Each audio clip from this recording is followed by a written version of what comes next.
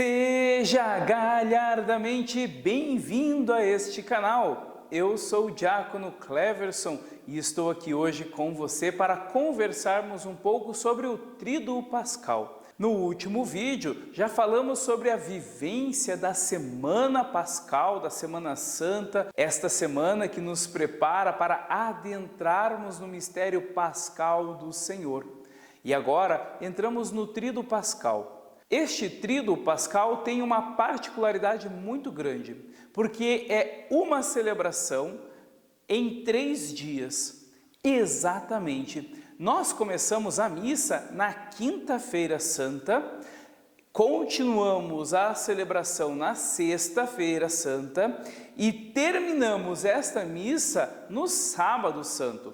Por isso, Tríduo Pascal, porque ele é celebrado em 3 dias, porém uma única celebração. Isto é uma diferença, um diferencial dentro de todas as celebrações que vivemos ao longo do ano.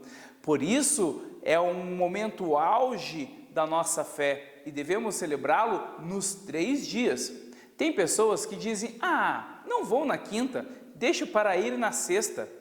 Ou, não vou na sexta e nem na quinta, deixo para ir no sábado, porque é a missa mais grande, né? Que mais vai demorar, pois você vai perder partes da celebração. Então vai ficar um pouco vazio a sua vivência de fé. Por isso lhe convido, participe destes dias. E dentro do tríduo nós temos vários elementos, gestos, símbolos que nos fazem refletir ainda mais sobre o mistério a ser vivido.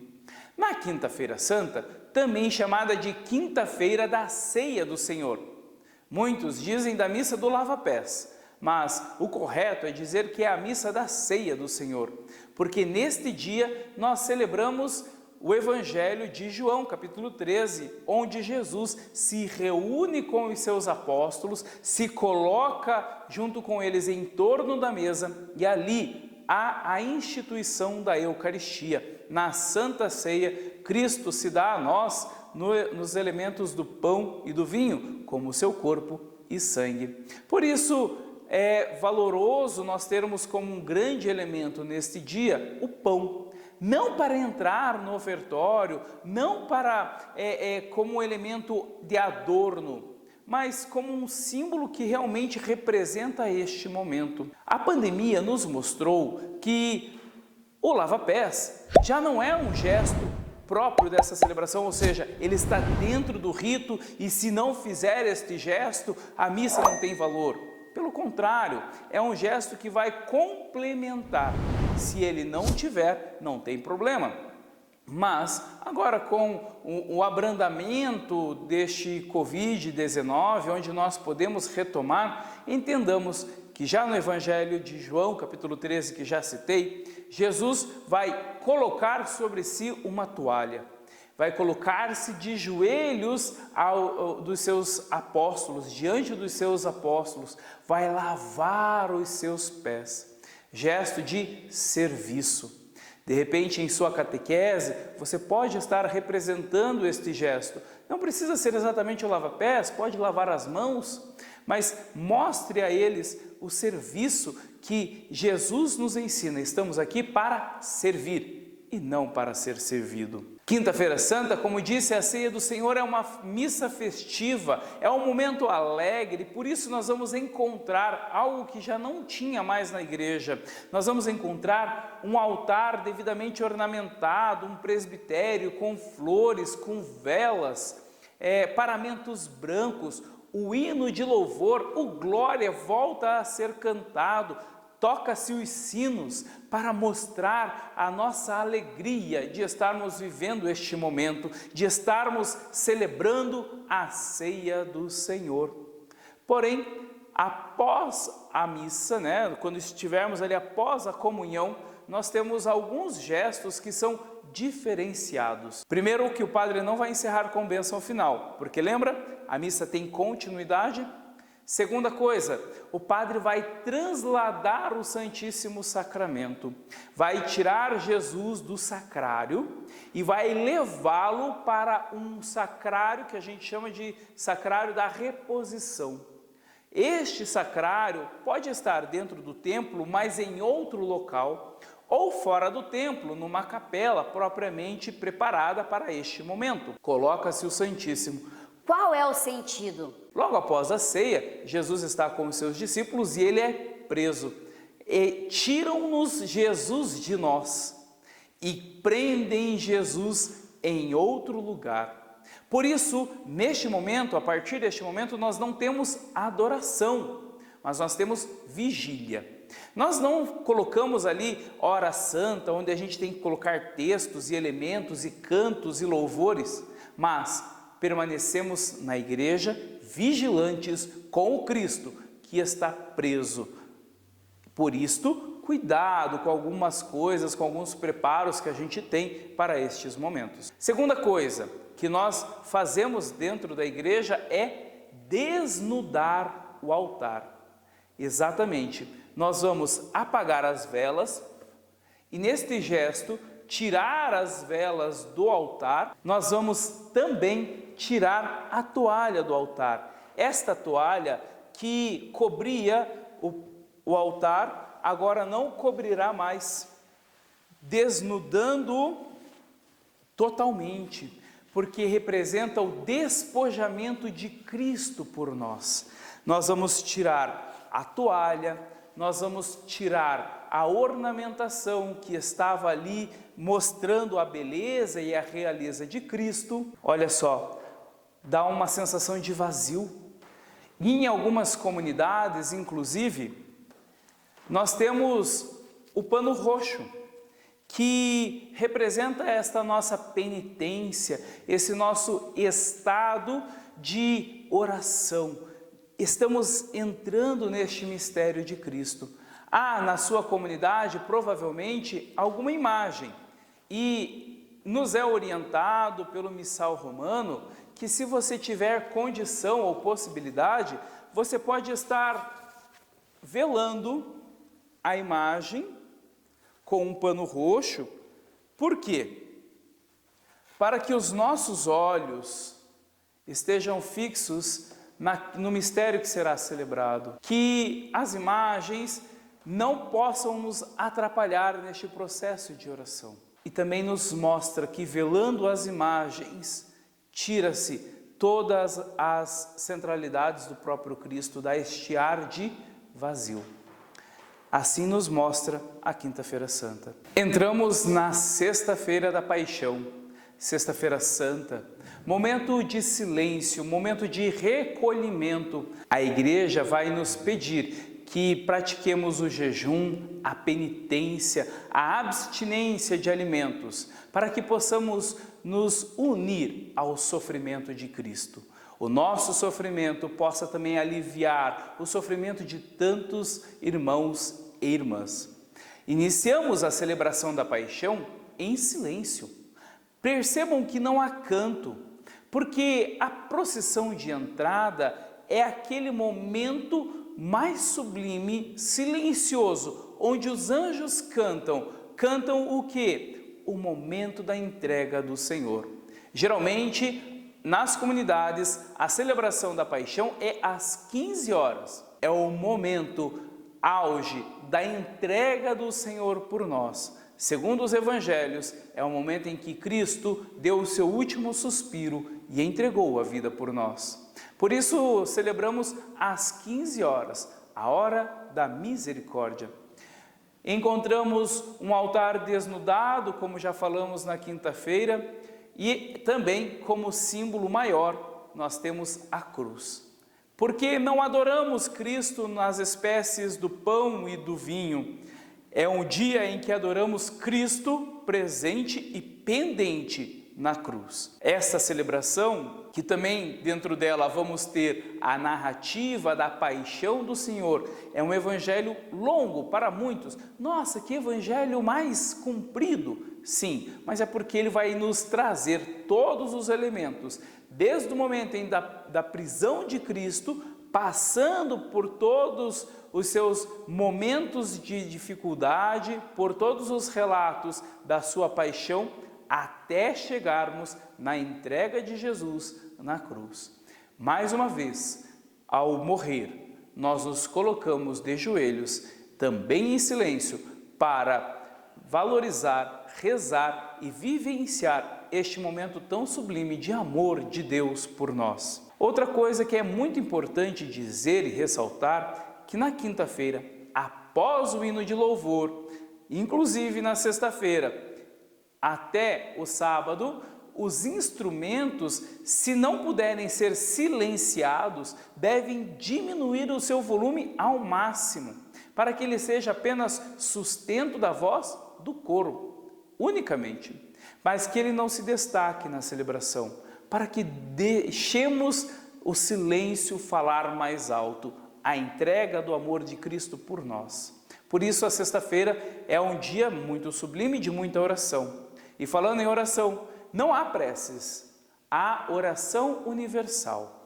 Esta oração universal composta por 10 súplicas, onde rezamos por aqueles que amam a Deus, por aqueles que acreditam em Deus, por aqueles que acreditam em Jesus Cristo, por aqueles que não acreditam, por nossos irmãos judeus, pelos catecúmenos, pela igreja, pelos governantes e, a pedido do Santo Padre, temos rezado também pelo fim da pandemia. Então são súplicas universais, súplicas de toda a igreja. Passado este momento, a cruz nos é apresentada, Cristo desvelado nos é apresentado.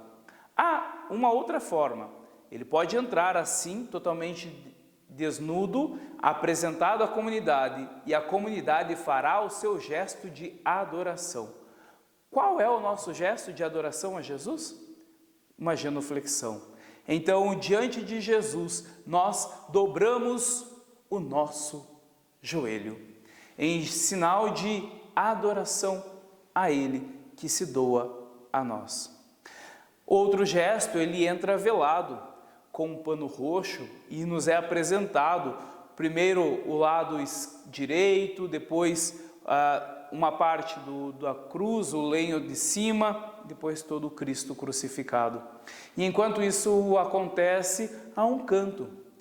Eis o lenho da cruz, da qual pendeu a salvação do mundo. E nós belamente respondemos: vinde adoremos. Olha que bonito e que profundo esta oração. Cristo que rende a nós a sua salvação e que nós, humildemente, adoramos a Ele. Este é o ápice desta celebração. Passado este momento, que muitas vezes dura muito tempo, porque toda a igreja se coloca diante de Jesus, não para beijar, não para tocar, não é momento para isto, é momento para adorar a Cristo. Então, leva-se um tempo, passado este tempo, nós preparamos o nosso altar para, não o sacrifício, simplesmente para distribuir a Eucaristia. Eucaristia consagrada na quinta-feira, guardada no altar da reposição e depois colocada no altar para ser entregue à comunidade ali presente. Todos nós comungamos, mas se de repente faltou comunhão nessa celebração, pode acontecer? Não se preocupe, meu irmão e minha irmã. O mais importante é você ter feito o gesto de adorar Jesus na cruz. Não adorando apenas com o joelho dobrado, mas também dobrando o seu coração diante deste Cristo que se dá a nós. Terminado este momento, nós nos recolhemos em nossas residências. Procure manter sempre o silêncio. Procure, desde o início do dia, manter o recolhimento e a oração. Não é momento para faxinar a sua casa, não é momento para fazer chocolates e preparar para o próximo dia. Não, é dia de oração. Os antigos, inclusive, até cobriam os espelhos para que nós não pudéssemos nos envaidecer. Exatamente. Então, por que não usando desses símbolos, desses gestos que os antigos nos apresentam, nós também não nos unimos em oração com eles, por eles e com Cristo. Assim, vamos passar para o nosso sábado, Sábado Santo. Na quinta-feira, instituição da Eucaristia. Sexta-feira, a paixão, a entrega, a morte de Cristo na cruz. E no sábado, vamos ver alguns elementos que vão nos ajudar a bem vivê-lo. Chegamos na vigília das vigílias. A igreja nos pede que neste dia não haja realização de nenhum sacramento antes deste ato, porque a igreja preserva este momento tão belo. Como disse, reproduzindo as palavras de Santo Agostinho, esta é a vigília das vigílias, a mãe de todas as vigílias, porque nela há muitos elementos que vão levar-nos para a nossa vivência enquanto cristãos, inclusive catecumenal. Ela é catecumenal, ela é catequética, ela é simbólica, ela é rica em todos os sentidos. Esta celebração nós iniciamos geralmente fora da igreja, no escuro, no meio de tudo, uma fogueira. Esta fogueira representa a luz. Por isso o padre vai abençoar o fogo novo. Por isso essa fogueira deve ser nova. Abençoa-se o fogo novo. E deste fogo novo, o padre vai acender um outro símbolo, o círio pascal. O círio pascal representa Cristo, luz do mundo, que está em nosso meio e que veio para dissipar as trevas do pecado que estão em nós. Percebam que o círio pascal, ele tem alguns elementos. Alfa, ômega, que quer dizer princípio e fim. Nele também estão marcados o ano que iremos viver, neste caso 2022, para dizer que Cristo, apesar de ser o princípio e fim de tudo, está no nosso tempo, caminha conosco neste tempo cronológico. O padre vai colocar no círio pascal os cravos, 5 cravos, que representam as 5 chagas de Jesus. Antigamente, com o estilete ou com o cravo, o padre marcava uma cruz no círio. Hoje o círio já vem bonito, já vem entalhado, então já fica tudo mais prático. Apenas vai se colocar o cravo nas marcas que nos é pedido. A cada marca, uma fala, que vai representar exatamente o círio que caminha conosco, Cristo, princípio e fim, alfa, ômega, aquele que está conosco em todos os momentos. 5 chagas, 5 cravos, representando toda a dor, todo o sofrimento de Cristo, alinhado ao nosso sofrimento. Aceso o círio, a luz nos é apresentado. Eis a luz de Cristo. E aí, nós, após este gesto, o padre vai acender a luz, caminhamos até a porta da igreja, e na porta da igreja, novamente, esta luz nos é apresentada. Eis a luz de Cristo. Toda a comunidade acende a sua vela na vela do círio. Não é momento para pegar o seu fósforo e antecipar o momento. Eu vou já agilizar aqui e vou acender. Não! A nossa luz, a luz que brilha em nosso coração, provém da luz de Cristo. É esta representação, é isso que nós queremos. Então, buscar esta luz de Cristo. Poxa, diácono, mas nem todos conseguem chegar no círio. É verdade, mas aí está a nossa catequese. Porque todos nós bebemos do Cristo, desta fonte, e transmitimos aos nossos. Neste gesto de buscar a luz de Cristo, com a luz dele, eu transmito essa mesma luz ao meu irmão, que começa a se iluminar. Toda a igreja vai ganhando luz, nós vamos entrando na igreja e dissipando as trevas com a luz de Cristo. Pela terceira vez, este círio vai entrando lá na frente, vai nos apresentar: eis a luz de Cristo. Cristo que nos é apresentado como luz, luz que dissipa as trevas, luz que entra em nossa vida, é colocado no pedestal, fica ali iluminando toda a celebração. Se em sua comunidade tem mais do que um círio, porque de repente temos outras comunidades, este círio pode ser preparado antes, mas ele deve continuar aceso durante toda a celebração da vigília pascal. Porque o círio pascal não é preparado ou confeccionado apenas com os gestos, mas ele termina de ser confeccionado com a bênção final na missa. Exatamente, ele precisa se manter aceso durante toda a celebração. Então, o círio que fica flamejante durante todo este momento. Nós temos, a partir de agora, o canto do precônio, Exultat, ou a história pascal.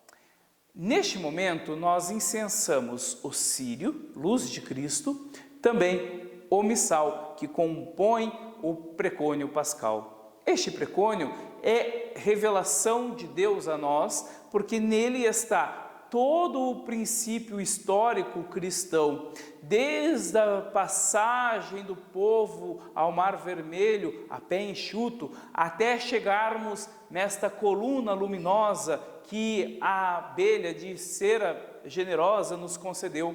Ela ilumina a todos nós. E a partir daqui, cantando e iluminados por ele, nós entramos para as leituras.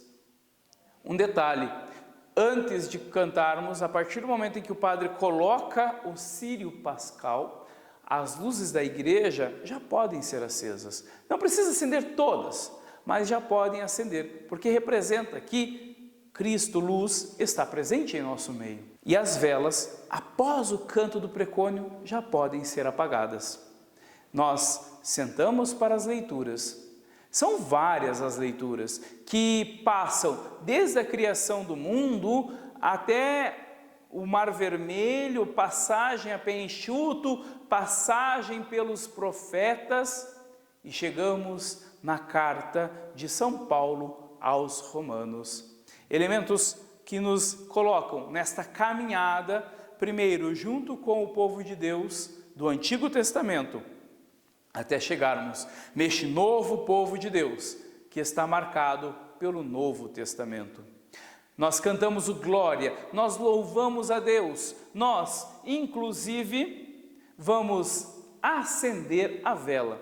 Aqui eu vou acender do fósforo, mas digo para você, a acender esta vela deve vir do fogo que procede do círio pascal. A vela ilumina o altar, que é o altar, a pedra do sacrifício. Sacrifício esse que já veio, vivemos na sexta-feira. Ilumina o altar, ilumina a igreja. Momento mais sublime, momento mais belo, porque a partir de agora os instrumentos podem voltar a tocar, nós podemos cantar com mais alegria. E depois da carta de São Paulo, nós vamos ter um salmo aleluiático, onde a gente louva a Deus e aclama ao evangelho que será proclamado, evangelho da ressurreição do Senhor. Olha quantos elementos belos. Detalhe, o altar já está preparado, já está ornamentado, mas ainda falta um elemento belo, que era, neste caso do glória, o acendimento das velas, a nossa vivência, a nossa alegria. A partir de agora estamos preparados para a ressurreição do Senhor. Após a homilia, há um outro gesto. O padre vai abençoar a água do batismo, pois muitos irmãos podem estar recebendo o batismo neste momento, nesta celebração, ou irão receber no dia seguinte, no domingo da Páscoa. Esta água representa a pureza. O que denota a água, senão a beleza, a pureza, a purificação da nossa vida? Por isso, abençoamos a água e somos aspergidos por esta água. A aspersão com a água representa o nosso batismo. Por isso, antes renovamos as promessas batismais. Este batismo que temos que viver todos os dias. Não é apenas naquele momento ou apenas nessa celebração, mas devemos lembrar-nos sempre do nosso batismo. Ao recebermos a aspersão, nos ligamos também a Cristo, que do seu coração brotou sangue e água. Água que purifica, água que nos imerge nesta igreja tão amorosa. Por isso é abençoada a água, com esta água somos aspergidos. Olha quantos elementos. Há um outro elemento, a Eucaristia. O ponto alto desta celebração. O Padre vai consagrar partículas novas, o Cristo que se faz novo a nós. Tudo é novo, já reparou? O fogo, a vela, a água do batismo e agora a Eucaristia. Para que nós, embebidos de toda esta novidade, possamos nascer filhos novos para o Senhor, que Ele possa nos fazer novos homens, novas mulheres, a partir da sua ressurreição. E o último gesto, que é a bênção final. E encerramos este tríduo pascal. Estamos prontos para viver a Páscoa do Senhor no domingo. Exatamente, não deixe de viver a Páscoa. Às vezes a gente pensa, já passei pelo tríduo pascal, por aquela grande missa que foi a do sábado, mas cansado não quer levantar-se no domingo. Poxa vida, mas Cristo ressuscitou no domingo, por isso nós devemos juntos rezarmos, juntos louvarmos ao Senhor. Para encerrar este nosso momento, eu quero trazer aqui uma pequena homilia de São Gregório de Nazianzo, que vai nos ensinar um pouco sobre este tríduo pascal. Assim diz o santo: se és Simão Cirineu, toma a cruz e segue a Cristo. Se, qual ladrão, estás crucificado com Cristo, como homem íntegro, reconhece a Deus. Adora aquele que foi crucificado por tua causa. Se és José de Arimateia, pede o corpo a quem o mandou crucificar, e assim será tua a vítima que expiou o pecado do mundo. Se és Nicodemos, aquele adorador noturno de Deus, unge-o com perfumes para a sua sepultura. Se és Maria, ou a outra Maria, ou Salomé, ou Joana, derrama tuas lágrimas por ele. Levanta-te de manhã cedo, procura ser o primeiro a ver a pedra do túmulo afastada e a encontrar talvez os anjos, ou melhor ainda, o próprio Jesus.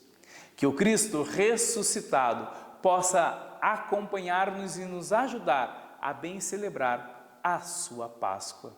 Que Deus lhe abençoe.